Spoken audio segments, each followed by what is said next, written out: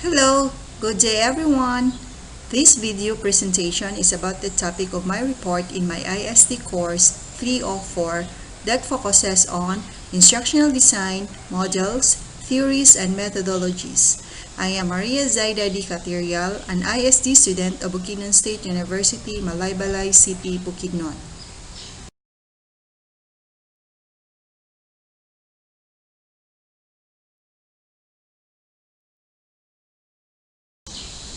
Let me start with a quote that says, "Don't be afraid to measure the impact of your instructional material or training.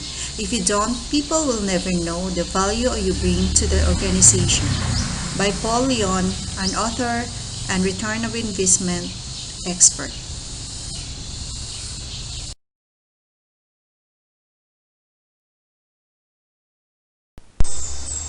Today's presentation is on pilot testing, its definition and purpose, monitoring and evaluating the instructional design, still focuses on its definition and purpose, and the models that we can use to monitor and evaluate the instructional design or training.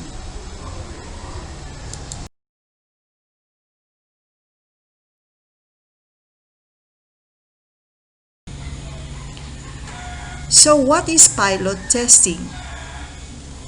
Pilot testing assesses instructional materials with end users in the authentic learning environment prior to the implementation of the instruction and provides empirical support regarding the efficacy of the proposed instruction.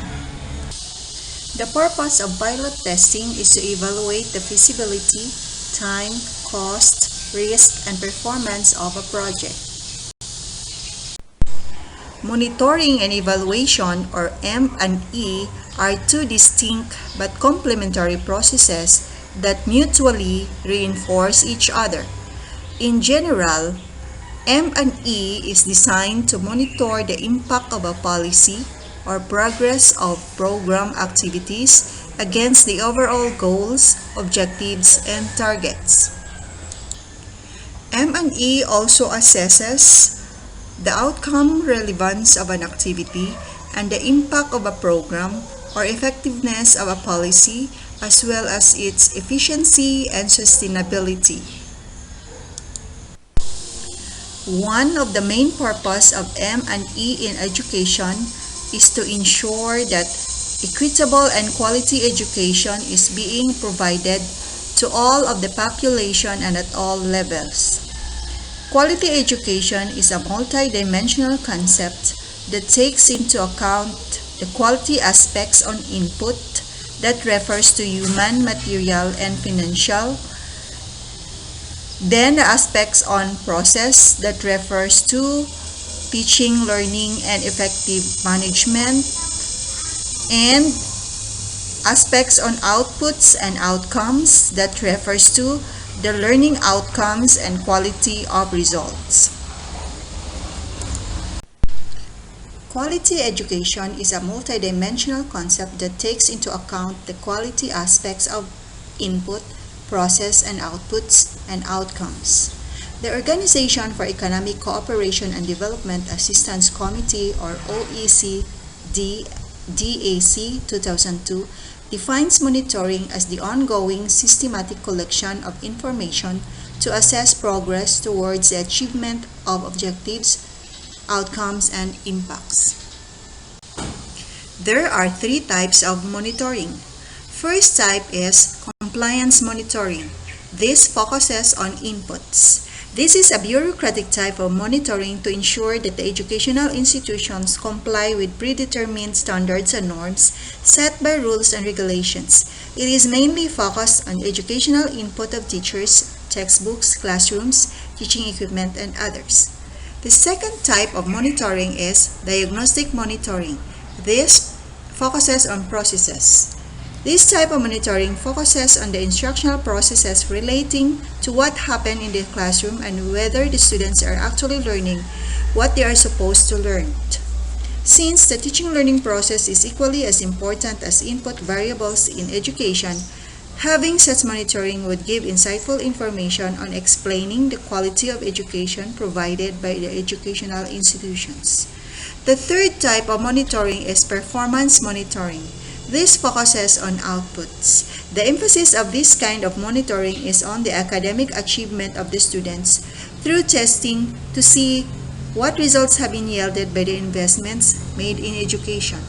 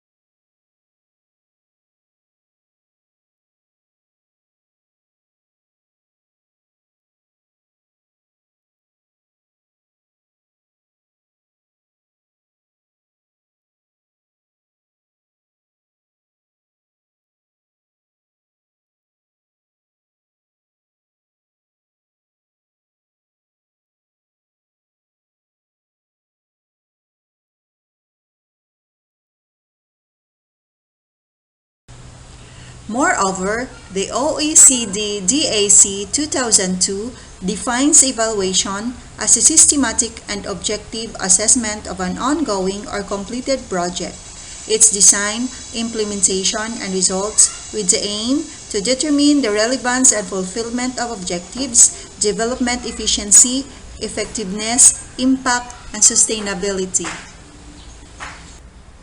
Moving on, we can be guided with the letters of the word SMART to evaluate our instructional design or training. As S for specific, M for measurable, A for action-oriented, R for realistic, and T for time-bound. We will now move on to the different models that we can use in evaluating or monitoring our instructional design or training. There are researchers or designers who have been using the ADDIE backwards planning model to ensure the learning platform is designed in a manner that achieves the specified business need or objective. This learning platform made use of Kirkpatrick's 4 levels of evaluation. However, it starts with the last step and works backward to achieve the desired goals. 3 of the levels, reaction, learning, and behavior, are measured using formative evaluations, while the last step, results, are used to judge the overall worth of the learning platform or the summative evaluation. The Kirkpatrick 4-level training evaluation model was created by Donald Kirkpatrick in 1959. With several revisions made since. A while ago, I've shown you the model of Kirkpatrick's evaluation that was made in 1975. So that was revised already. So this design is to objectively measure the effectiveness of training. Here is another illustration to give you more about Kirkpatrick's model. So there are 4 levels on Kirkpatrick's model. It's reaction, the second level is learning, the third level is behavior, and the fourth level is results. On reaction, you want people to feel the training is valuable, measuring how engaged they were, how actively they contributed, and how they reacted to the training helps you to understand how well they receive it. It also enables you to make improvements to future programs by identifying important topics that might have been missing. Questions to ask trainees include: did you feel that the training was worth your time? Did you think that it was successful? What were the biggest strengths and weaknesses of the training? Did you like the venue and presentation style? Did the training session accommodate your personal learning styles? Were the training activities engaging? What are the 3 most important things that you learned from this training? From what you learned, what do you plan to apply in your job? What support might you need to apply what you learned? So in this level, reaction, you have to identify how you want to measure people's reactions. And the next level is the learning. This level focuses on measuring what your trainees have and haven't learned. In the New World version of the tool, Level 2 also measures what they think they'll be able to do differently as a result and how confident they are that they can do it and how motivated they are to make changes. This demonstrates how training has developed their skills, attitudes, and knowledge, as well as their confidence and commitment. To measure how much your trainees have learned, start by identifying what you want to evaluate. Training sessions should have specific learning objectives, so make those starting point. You can measure learning in different ways, depending on the objectives, but it's helpful to measure these areas both before and after training. Before the training begins, test your trainees to determine their knowledge, skill levels, and attitudes. Then, when the training is finished, test your trainees a second time to measure what they have learned, or measure their learning with interviews or verbal assessments. The third level is on behavior. This level helps you to understand how well people apply their training. It can also reveal where people might need help, but behavior can only change when conditions are favorable. Imagine that you're assessing your team members after a training session. You can see little change and you conclude that they learned nothing and that the training was ineffective. It's possible, however, that they actually learned a lot, but the organization or team culture obstructs behavioral change. Perhaps existing processes mean that there's little scope to apply new thinking, for example. As a result, your people don't feel confident in applying new knowledge or see few opportunities to do so, or they may not have enough time to put it into practice. Be sure to develop processes that encourage, reinforce, and reward positive changes in behavior. The New World Kirkpatrick model calls these processes required drivers. If a team member uses a new skill effectively, highlight this and praise him or her for it. Effectively measuring behavior is a longer process that should take place over a week or months following the initial training. Questions to ask include: did the trainees put any of their learning to use? Are trainees able to teach their new knowledge, skills, or attitudes to other people? Are trainees aware that they changed their behavior? One of the best ways to measure behavior is to conduct observations and interviews. Another is to integrate the use of new skills into the task that you set your team so that people have the chance to demonstrate what they know.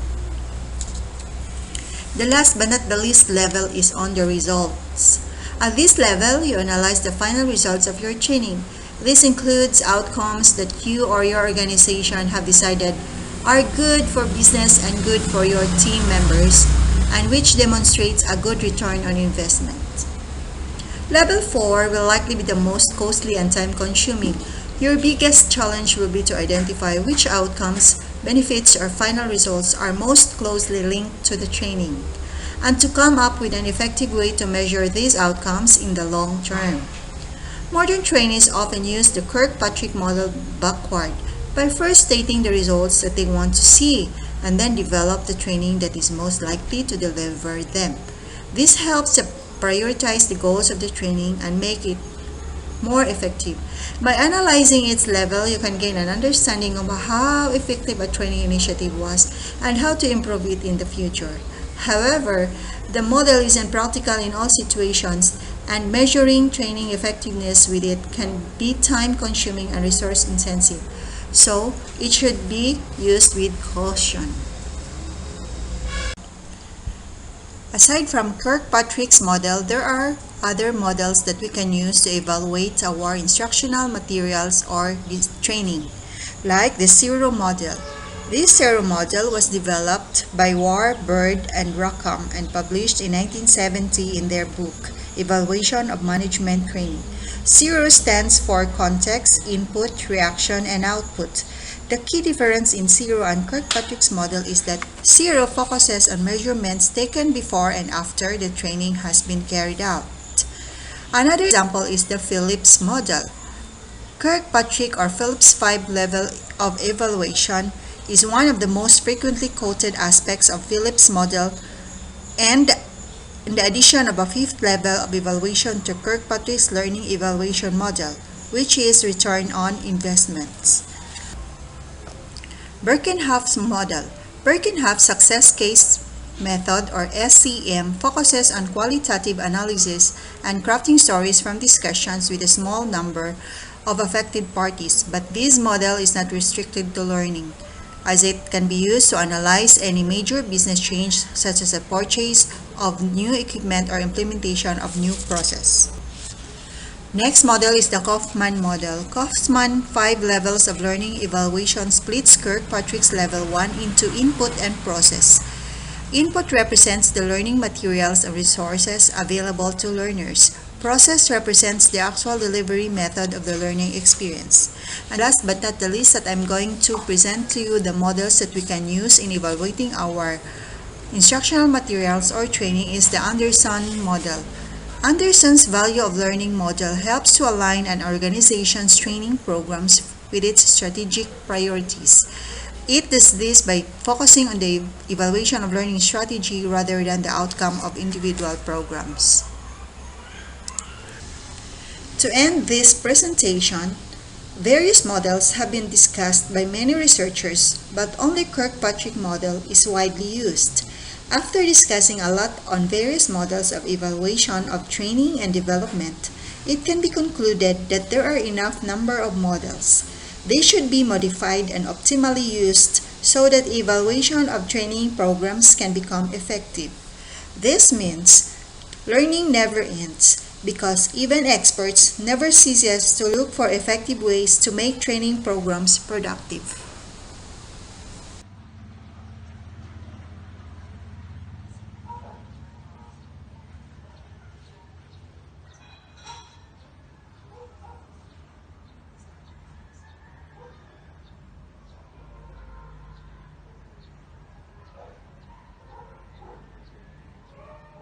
Thank you.